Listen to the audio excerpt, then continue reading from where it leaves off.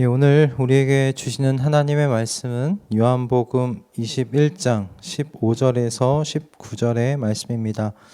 요한복음 21장 15절에서 19절까지의 말씀입니다. 제가 봉독하도록 하겠습니다.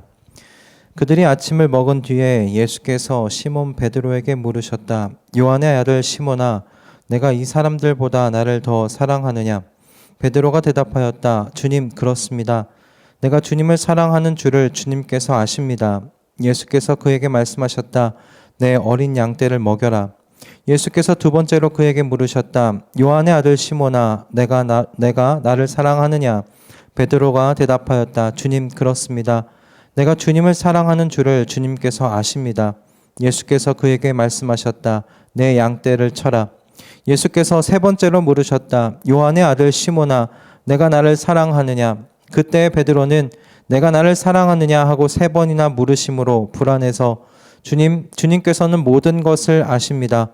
그러므로 내가 주님을 사랑하는 줄을 주님께서 아십니다 하고 대답하였다.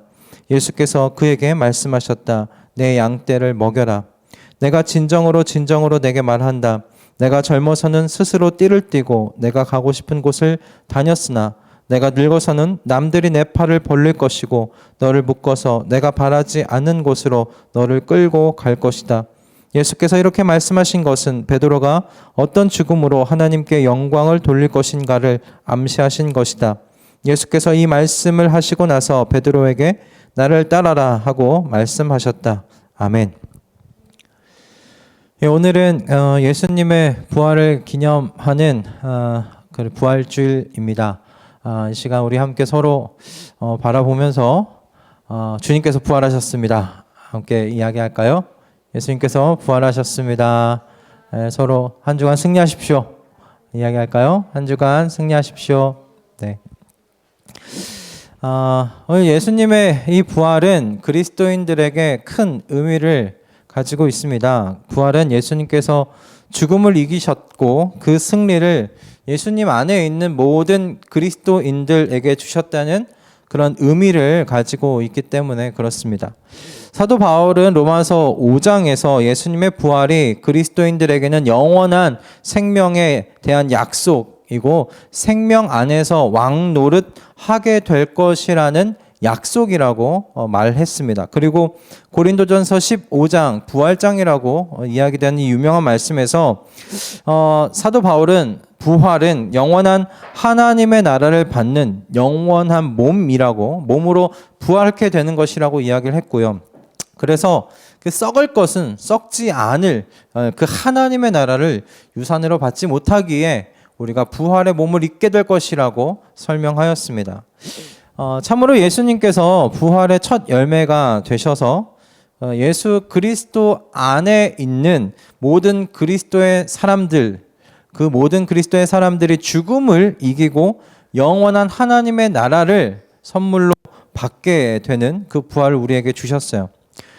저와 여러분은 그러므로 그리스도 안에서 예수님께서 보여주신 그 부활의 몸을 입을 것입니다.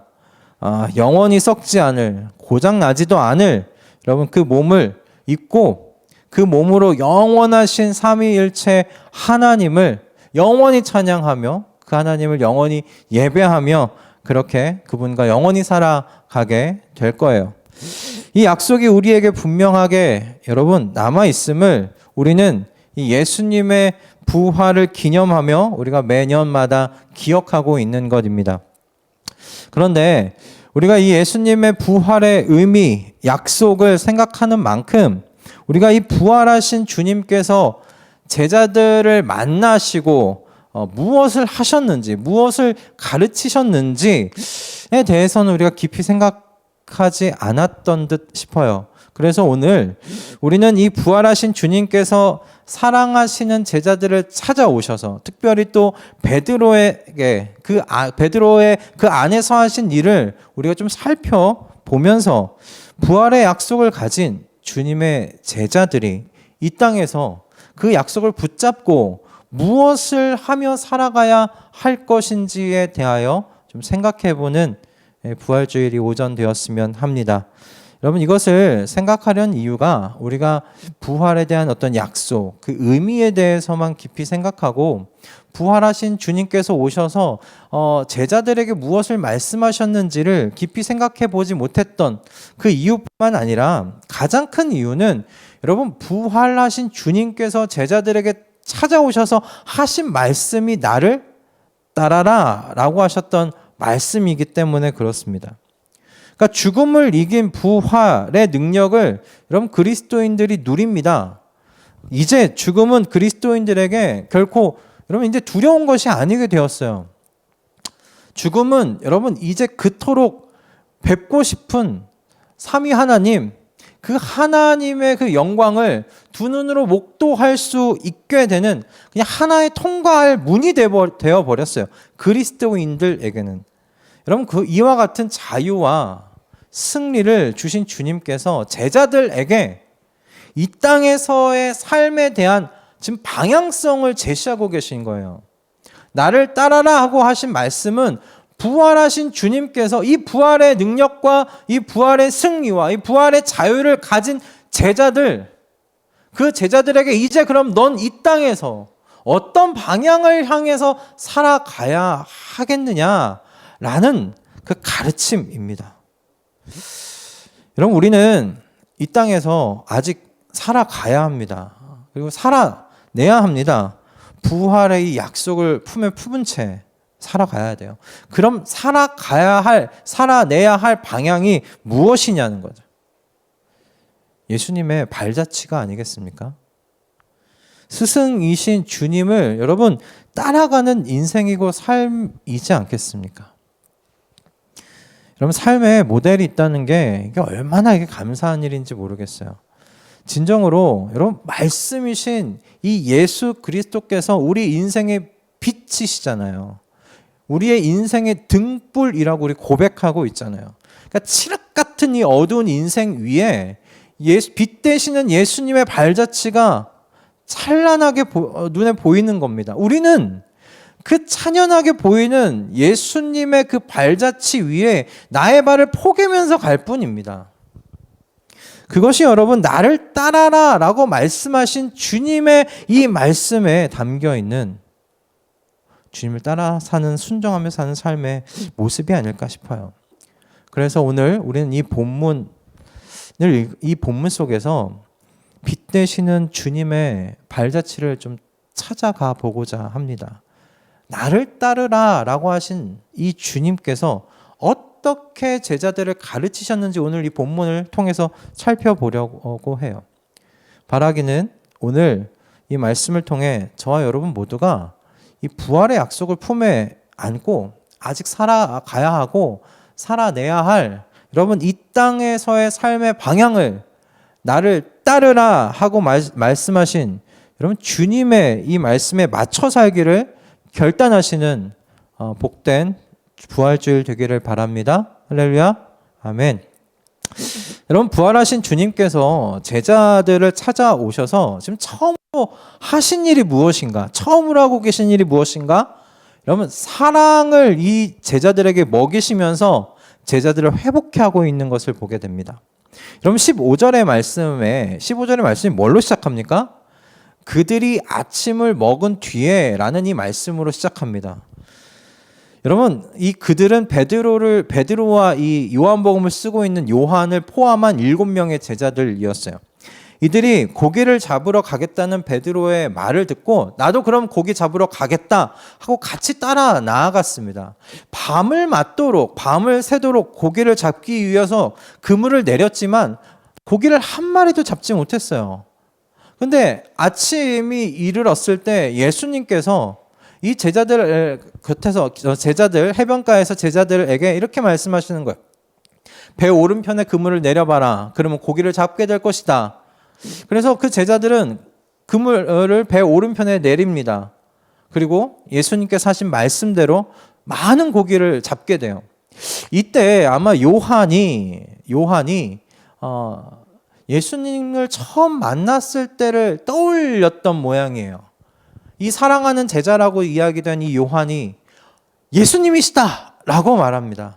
그러자 베드로가 겉옷을 걸치고 물속으로 바닷속으로 뛰어들어서 헤엄쳐 예수님이 계신 해변가로 가는 것을 보게 됩니다. 그 제자들이 해변가에 도착했을 때 본 게 무엇이냐면 예수님께서 제자들을 위해서 차려놓으신 아침상이었어요. 여러분, 제자들의 발을 씻겨주셨던 그 예수님께서 밤새 고기를 잡느라 허기졌을 이 제자들에게 아침상을 지금 차려놓고 계셨던 겁니다. 예수님께서 손수 빵을 집어 제자들에게 주시고, 그리고 다 익은 생선도 그렇게 제자들에게 나누어 주셨습니다. 그렇게 7 제자들이 예수님과 함께 아침을 먹은 거예요. 아침 식사를 한 겁니다. 전 이 장면을 떠올리고 상상하면서 저는 이 제자들이 이 아침에 먹은 게 빵과 생선이 아니라고 생각이 들었습니다. 이 제자들이 이 아침에 여러분 먹은 것은 그들을 회복시키시는 예수님의 사랑이었어요. 여러분, 예수님께 지금 아침상을 받고 있는 그들이 누굽니까? 그들이 도대체 누굽니까?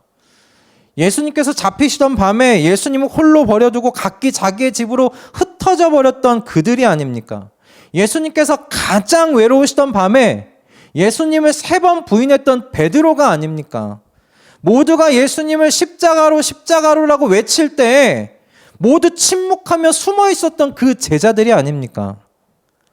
여러분, 이들이 과연 예수님의 아침상을 받을 자격이 있습니까?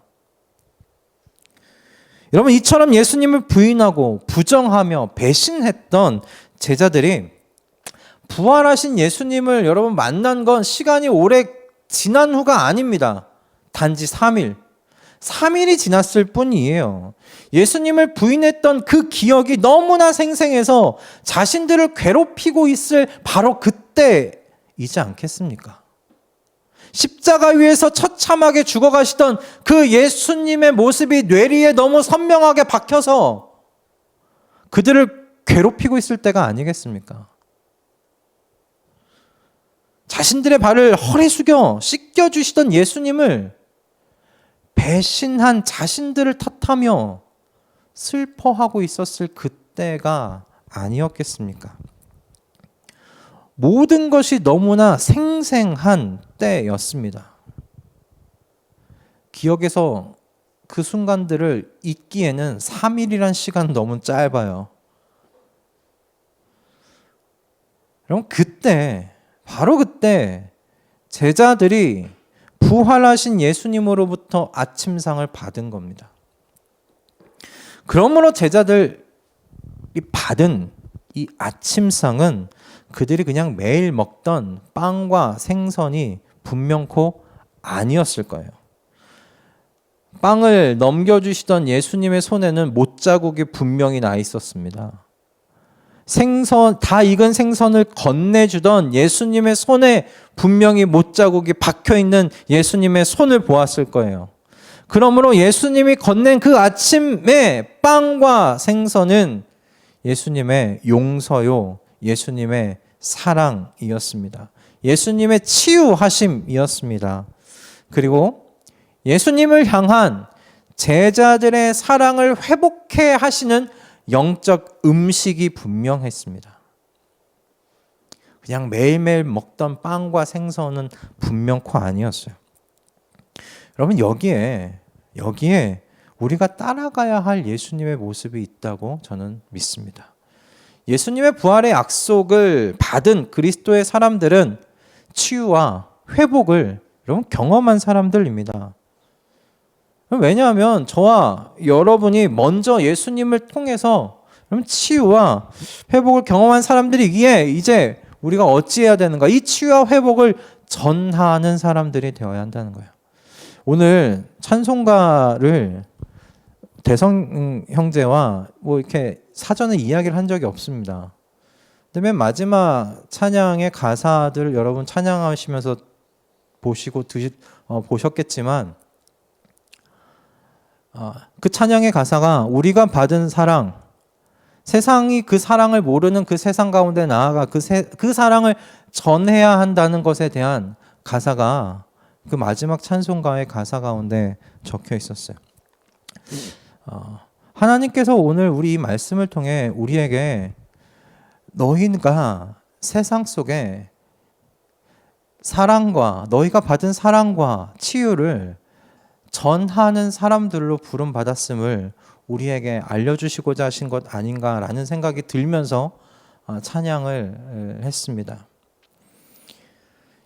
예수님께서는 우리를 따르라고 말씀하시기 전에 우리가 어떻게 하셨습니까? 여러분들에게 어떻게 하셨습니까? 여러분들 고백하고 있는 바가 아닙니까? 내가 주님께 치유받았습니다. 주님께서 저를 위로하여 주셨습니다. 저의 바닥난 자존감을 세워주셨습니다. 그분의 사랑 안에서요. 예수님께서는 나를 따르라고 말씀하시기 전에 우리 모두가 다 공통적으로 고백하는 것은 주님으로 말미암아 제가 그 사랑으로 치유받았습니다. 예수님께서는 나를 따르라고 말씀하시기 전에 제자들의 마음을 어루만져 주셨어요. 그리고 동일하게 오늘도 우리의 심령을 만져주고 계십니다. 여러분, 주님께서 우리의 마음을 어루만져 주시고 용서하여 주셨고 사랑하여 주셨습니다. 그리고 바로 그 사랑이 저와 여러분을 계속 이 주님의 뒤를 따라 걸어가라고 강권하고 있는 사랑 아닙니까? 부활하신 주님께서 말씀하고 계세요. 세상에 이 모든 사람들 그 내면의 깊은 상처와 외로움과 자책을 안고 살아간다. 모든 사람들은 영적인 사랑에 대한 결핍을 안고 살아간다. 그렇지 않은 사람 하나도 없어. 다 괜찮아 보이지. 다 번듯해 보이지. 하지만 그 마음 안에는 영적인 결핍을 안고 살아가. 그 결핍을 채워줄 수 있는 자가 누구냐? 내게 사랑을 받은 너희가 아니냐? 내게 치유함을 받은 너희가 아니냐? 너희가 세상의 희망이고 너희가 세상의 빛이라고 말씀하고 계신 줄 믿습니다. 부활의 약속을 가진 여러분, 예수님의 제자들은 세상으로 나아가 세상이 다시금 하나님을 향한 사랑을 회복해 하는 바로 이 일을 해 나아가는 하나님의 제자로, 예수 그리스도의 제자로 부름받았음을 믿습니다. 여러분, 이것이 부활의 약속을 가진 저와 여러분의 살아가야 하고 아직도 살아내야 할 이 땅에서의 삶의 방향성인 줄로 믿습니다. 이 방향으로 여러분 함께 걸어 나아가시는 저와 여러분 다 되실 수 있기를 주님의 이름으로 축복합니다. 아멘. 여러분, 이제 부활하신 주님께서 두 번째로 제자들 사이에서 무엇을 하셨는지 우리 함께 살펴보기를 원하는데요. 주님께서 베드로에게 3번이나 걸쳐서 내가 나를 사랑하느냐라고 물으셨어요. 그러니까 그에게 주님께서 그리고 나서 주님의 양떼를 치라고 말씀하시는 것을 보게 됩니다. 이 이야기는 그러니까 주님을 3번이나 부인했던 그 베드로에게 3번에 걸쳐서 주님을 향한 사랑을 고백하게 하심으로 베드로의 그 아픔, 베드로의 마음 가운데 상처들을 회복하시고 그 사랑을 회복하게 하시는 예수님의 사역이었음을 이렇게 이야기되어지는 그런 본문입니다. 그러나 저는 예수님께서 베드로에게 3번에 걸쳐서 나를 사랑하느냐고 물어보시고 주님의 양을 치라고 하신 이 말씀을 주님을 향한 사랑을 회복한 그리스도인들에게 부활하신 주님께서 주시는 먹임의 사명 부여라고 생각합니다. 먹임의 사명 부여의 현장이라고 저는 그렇게 이 본문이 보였어요. 이 베드로와 예수님의 이 이야기를 우리는 그 3가지의 관점에서 좀 살펴보려고 합니다. 첫째는 어떤 관점이냐면 먹이는 자가 누구냐? 먹이는 자가 누구냐? 두 번째는 누구의 양떼이냐? 세 번째는 양떼는 그럼 어떤 양떼냐라는 부분으로 좀 살펴보려고 해요. 일단 여러분, 양떼를 먹이는 자가 누굽니까? 주님을 향한 사랑이 회복된 사람입니다. 주님을 향한 사랑이 회복된 사람이에요. 그러니까 양떼를 먹이는 것과 관련한 자격이요, 여러분 여기서 주어지는 게 딱 하나입니다. 주님을 사랑하는 사람이냐, 주님을 사랑하는 사람이냐. 여러분, 부활하신 주님께서 지금 하고 계신 일이 무엇이에요? 부활하신 주님께서 제자들에게 찾아오셔서 지금 요한이 이야기하고 있는 바가요, 주님이 지금 뭘 하고 계시냐? 지금 제자들 안에서 주님을 향한 그 사랑을 지금 회복하도록 일을 하고 계시는 거잖아요. 그들을 용서하여 주시고 내가 끝까지 너희를 사랑한다, 그것을 빵과 생선을 준비해 주시고 그들에게 아침밥상으로 주시면서 지금 말씀하고 계시는 거잖아요. 그러니까 예수님의 아침밥상을 받은 이 제자들, 여러분 분명히 주님을 향한 사랑을 회복하였을 겁니다. 이 아침밥상이 그런 밥상이잖아요. 또한 주님은 식사 후에 지금 베드로와 함께 해변을 거니시면서 지금 그를 회복하고 계시는 일을 하고 있어요. 3번의 사랑의 고백을 통해서 말이죠. 그리고 나서 말씀하십니다. 내 양떼를 먹여라. 여러분, 그러므로 양떼를 먹이는 자가요, 여러분 사역자만 양떼를 먹인다고 생각하지 마십시오. 주님을 향한 사랑이 회복된 여러분 모두가 양떼를 먹일 사명을 가진 사람들입니다. 내가 나를 사랑하느냐라는 주님의 이 질문에 네 주님, 제가 주님을 사랑하는 줄을 주님께서 아십니다 라고 고백한다면 여러분 그 사람은 이 먹임의 사명을 부여받은 사람입니다. 그런 의미에서 모든 그리스도인들에게 이 먹임의 사명은 다 동일하게 부여받은 사명 아닐까요? 그리스도의 사람들 중에 정말 참 그리스도인들의 사람 중에 내가 나를 사랑하느냐 주님께서 물어보셨을 때 아니요 주님, 저는 아직 준비가 되지 않았어요 라고 말할 사람이 있겠습니까? 그렇게 말한다면 그는 참 그리스도인은 아니죠. 참 그리스도인은 분명코 이렇게 고백할 겁니다. 네 주님, 제가 주님을 사랑하는 줄을 주님께서 잘 알고 계십니다 라고 그렇게 고백할 겁니다. 그러므로 여러분, 왜 주님께서 주님을 향한 사랑을 회복해 먼저 하시는가? 이 순서가 왜 중요한가? 여러분, 이 양떼가 주님의 양떼이기 때문에 그래요. 그러므로 주님을 향한 사랑이 회복되지 않은 사람은 주님의 양떼를 먹일 자격이 없는 거예요. 그 어떤 은사가 있어도, 수많은 은사를 가지고 있어도 주님을 향한 사랑이 회복되지 않은 사람은 주님의 양떼를 먹일 자격이 없습니다. 나의 양떼라면 내가 어떤 은사를 가지고 있는지가 굉장히 중요할 겁니다. 내 양떼라면 내가 어떤 재능을 가지고 있는지가 정말 중요할 거예요. 그러나 부활하신 주님께서 맡기신 양떼는 주님의 양떼입니다. 그러므로 주님을 향한 사랑이 없이는 이 양떼를 잘 먹일 수가 없어요. 그런 의미에서 두 번째가 중요해요. 여러분, 주님의 사랑이 주님의 양떼를 잘 먹일 수 있는 여러분 가장 큰 은사입니다. 이보다 더 중요하고 더 큰 은사가 없어요. 여러분, 왜냐하면 주님을 향한 사랑이 있는 사람은요, 어떤 삶이 그 삶 속에서 나타나는가? 어떻게 하면 더 잘 먹일까? 어떻게 하면 더 잘 효과적으로 먹일 수 있을까? 여러분, 끊임없이 연구합니다. 이것은 여러분 당연히 올 수밖에 없는 삶의 모습이에요. 어떻게 하면 아프지 않게, 주님의 양떼인데 어떻게 하면 아프지 않게 잘 돌볼 수 있을지를 끊임없이 생각하고 연구하고 노력해요. 그러므로 저는 사랑이 가장 큰 능력이고요, 은사라고 생각합니다. 저에 대해서 이야기하는 것을 양해해 주시기 바라요. 제가 주님을 향한 그 사랑이 큰 자격이 된다는 것을 깊이 깨닫게 된 것이 전에 교회에서 고등부와 청년부, 그러니까 교구를 이렇게 담당하면서였어요.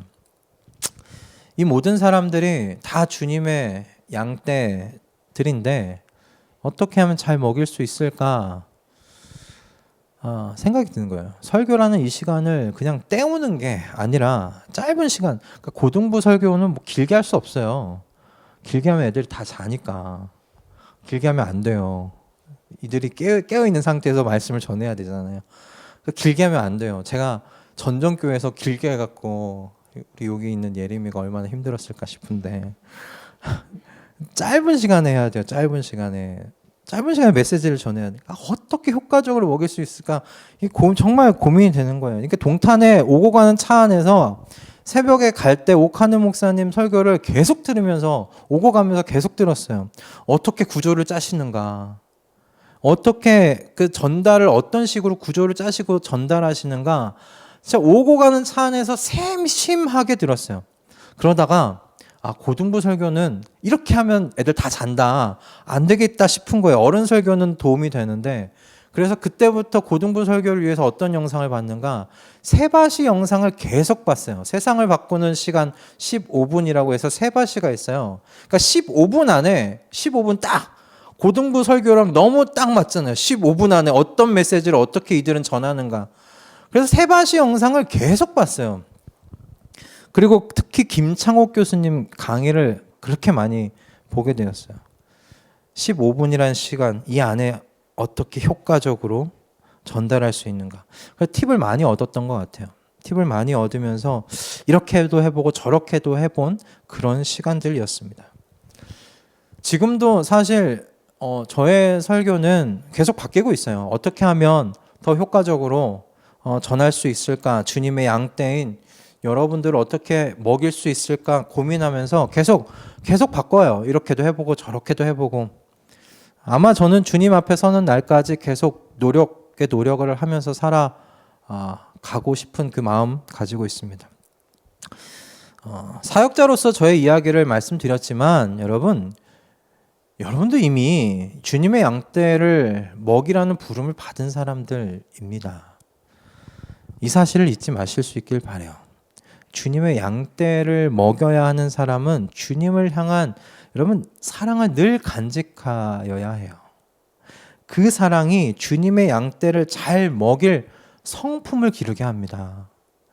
주님을 향한 그 사랑이 주님의 그 양떼를 잘 먹일 실력을 쌓아갈 그 열심을 가지게 합니다. 그래서 주님께서 우리 안에서 주님을 향한 사랑을 회복해 하시는 그 일을 지금 먼저 하신 거예요. 그리고 나서 맡기시죠. 주님의 양떼를 맡기시는 겁니다. 여러분, 주님을 향한 사랑을 고백하고 계십니까? 그렇다면 여러분 다 먹임의 사명을 부여받은 사람들인 줄로 믿습니다. 여러분, 다른 자격 다 필요 없습니다. 내가 주님을 사랑하느냐.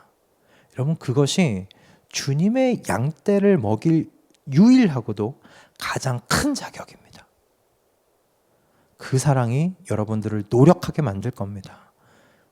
그 사랑이 여러분 안에 잠재되어 있었던 그 재능을 꽃 피우게 할 겁니다.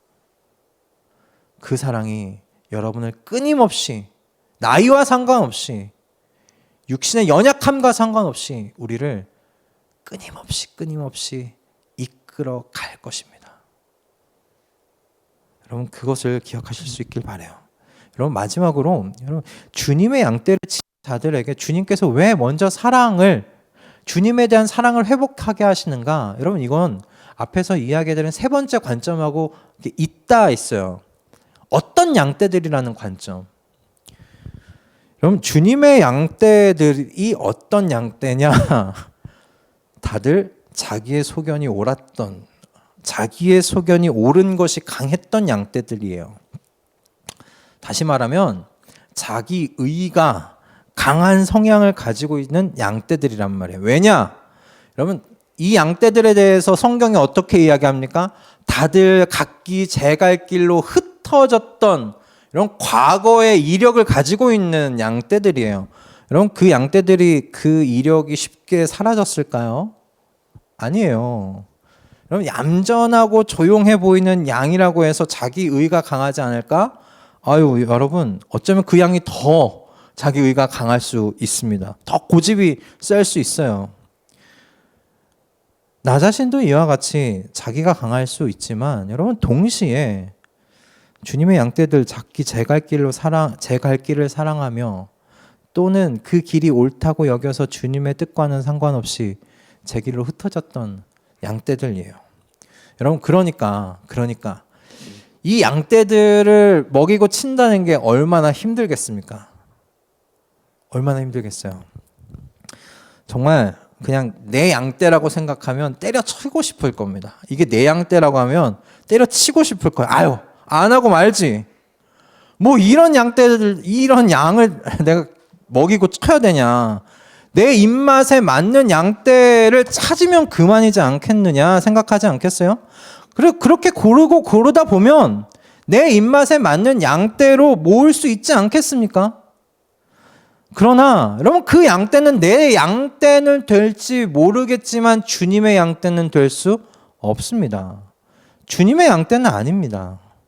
주님의 양떼는 내 의지와 내 생각에 반영되지 않는 양떼들이에요.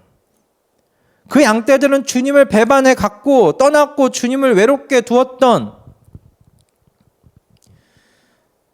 나에게 못자국 난 손으로 빵과 생선을 주신 바로 그 주님의 양떼들이란 말이죠. 그러니 나와 다르다고 해서 내 생각과 많은 차이를 가지고 있다고 해서 나와 식성이 다르다고 하여서 먹이는 것을, 치는 것을 포기할 수가 없는 겁니다. 멈출 수 없는 거예요. 주님의 양떼들이면 먹이기 쉽고 얌전한 양떼들일 것이라는 착각을 여러분 오늘 이후로 지워버리시기 바랍니다. 주님의 양떼라서 더 어려운 거예요. 얼마나 이 자기의가 다들 강한지.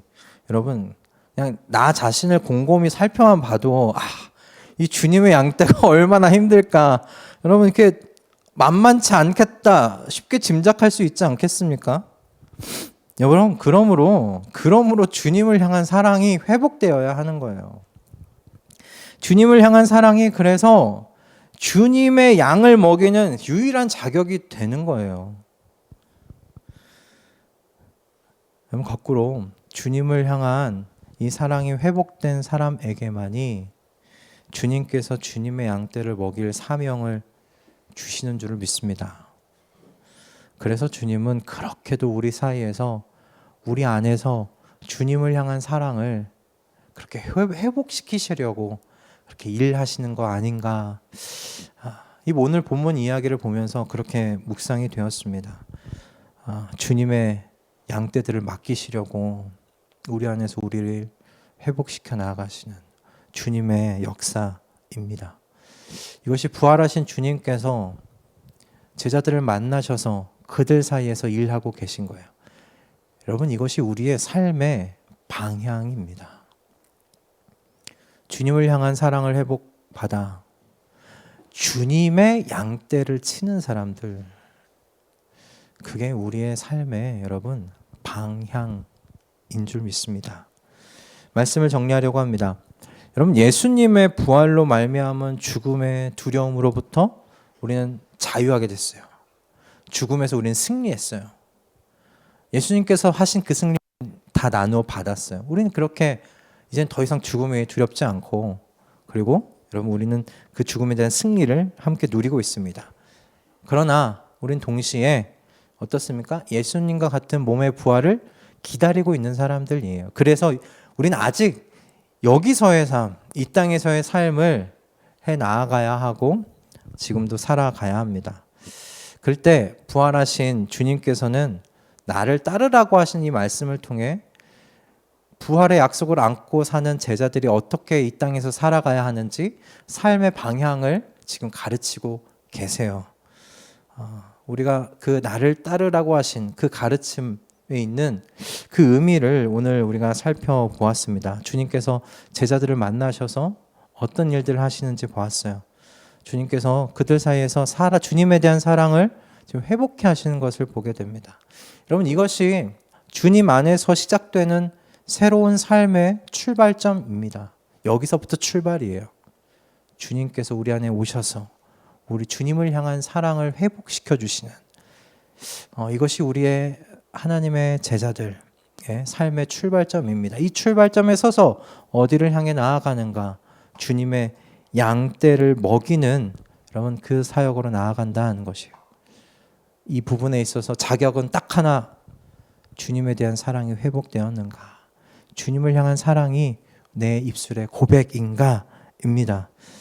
여러분, 주님을 향한 사랑이 여러분의 심장을 늘 뛰게 만들었으면 합니다.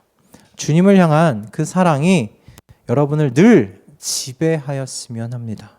그래서 주님께서 부활의 약속을 품에 품고 걸어가게 하신 이 주님의 발자취를 이 땅에서 나의 삶의 방향으로 삼고 끝까지 걸어 나아가는 저와 여러분 다 되실 수 있기를 주님의 이름으로 축복합니다.